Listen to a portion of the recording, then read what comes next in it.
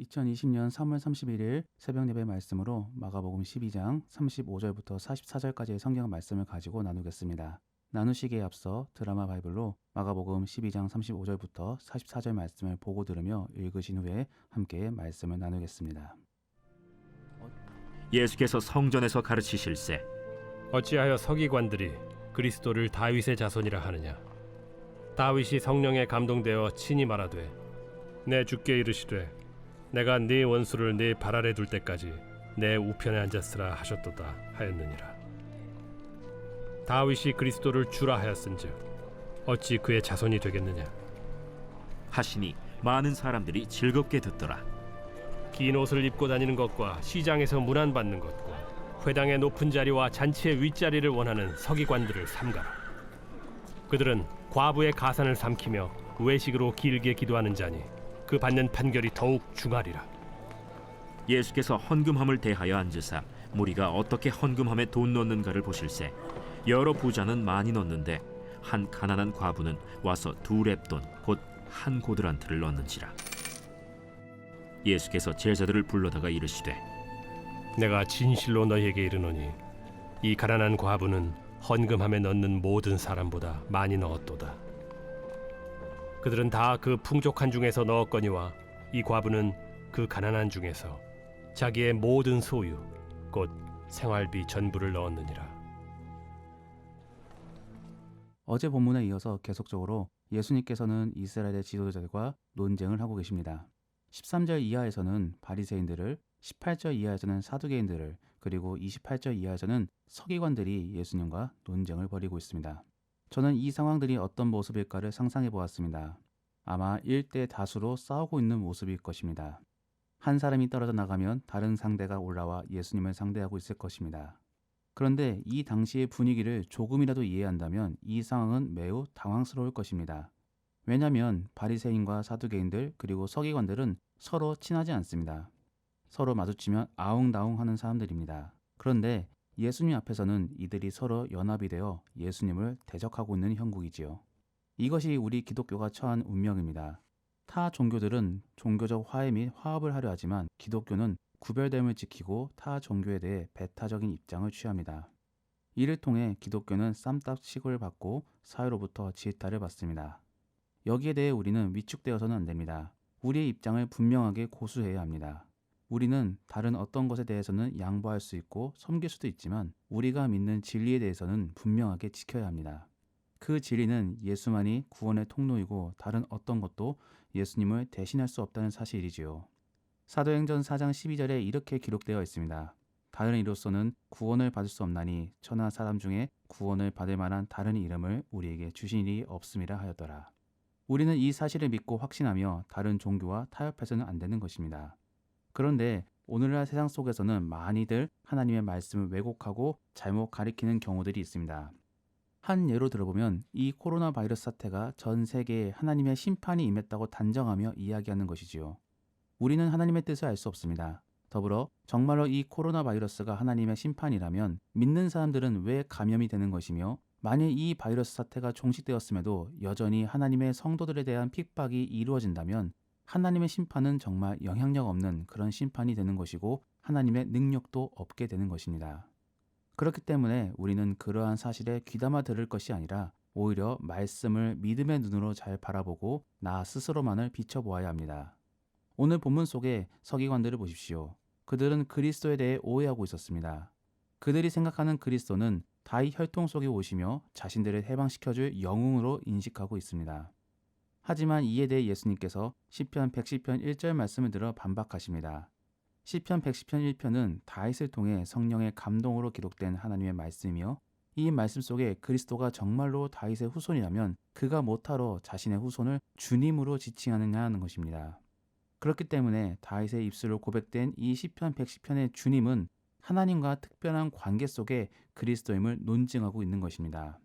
우리는 성경을 자꾸 내 입장에서 해석하려고 합니다. 그것은 옳지 않습니다. 우리는 성경을 하나님의 뜻에 맞추어 해석하려고 노력해야 합니다. 그렇다면 그 하나님의 뜻에 맞추어 해석한다는 것이 무엇이겠습니까? 바로 하나님의 영광을 높이려는 의도 속에서 해석되어야 한다는 것입니다. 자, 이제 하나님의 뜻을 알았으니까 그에 맞추어서 해석하면 될까요? 그렇지 않습니다. 우리의 생각과 고정관념이 이미 박혀 있는데 그런 해석을 하기가 매우 어렵습니다. 그렇기에 그런 해석을 하기에 앞서서 우리의 생각부터 고쳐야 합니다. 우리의 생각을 고치기 위해서는 우리의 삶부터 바꾸어 나가야 합니다. 오늘 본문 속의 서기관을 보십시오. 말씀을 자기 입장에서 해석하려 하니까 스스로 영광을 받으려고 합니다. 그러다 보니 38절부터 40절까지의 말씀처럼 외식적인 삶을 살아갑니다. 쉽게 표현하면 남에게 보여주고 자신을 높이기 위해 신앙생활을 한다는 것입니다. 우리의 신앙생활에 있어서 눈치는 하나님께만 받아야지 주변 사람들을 의식할 필요가 없습니다. 우리가 하나님께 눈치를 보고 경건생활을 잘 감당한다 보면은 하나님께서 알아서 우리를 높여주십니다. 42절 말씀의 가난한 과부를 보십시오. 그녀는 작은 돈을 하나님께 올렸습니다. 하지만 예수님의 설명을 들어보면 자신의 모든 것을 하나님께 바친 것이죠. 그녀는 정말 보잘것없었습니다. 그렇기에 내세울 것도 없었습니다. 하지만 예수님께서 그녀를 칭찬하시며 높여주십니다. 사실 예수님이 아니었다면 그녀는 이렇게 성경 속에 언급되지도 못했을 것입니다. 하지만 예수님이 그녀를 높여주심으로 말미암아 2000년 이후에 우리들도 그 가난한 과부를 알게 되었습니다. 우리의 삶이 이런 삶이 되어야 합니다. 주변 사람들의 눈치를 보며 외식적인 신앙생활을 하다 보면 자신의 영광을 위해 신앙생활을 감당하게 되고 하나님은 사라지게 됩니다. 하지만 하나님의 눈치를 보며 주 앞에서만 경건하다면 반드시 주께서 우리를 사랑스럽게 여기시고 높여주십니다. 그러한 삶 속에서 성경을 묵상하고 해석할 때 하나님께만 영광을 돌리는 바른 성경 묵상이 나올 수 있는 것입니다. 성경을 묵상함에 있어서 지식만 많다고 해서 좋은 묵상이 나오는 것이 아닙니다.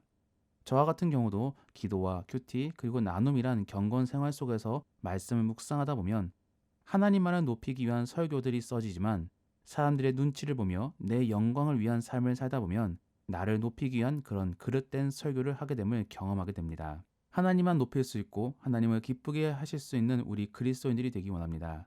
그러함에 있어서 지식은 정말 중요한 것은 아닙니다. 필요 없는 것은 아니지만 그렇다고 정말 필요한 것도 아닙니다.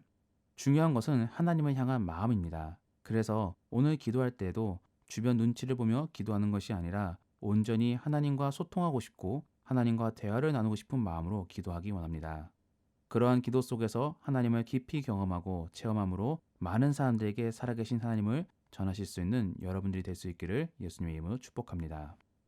오늘 말씀을 생각하며 함께 기도하기 원합니다. 주여, 주만 바라볼 수 있게 도와주시옵소서. 주변 사람들 눈치에서 벗어나 주만 바라보게 하시고 주님과의 소통 속에서 은혜를 경험하는 오늘 하루가 될 수 있게 도와주시옵소서.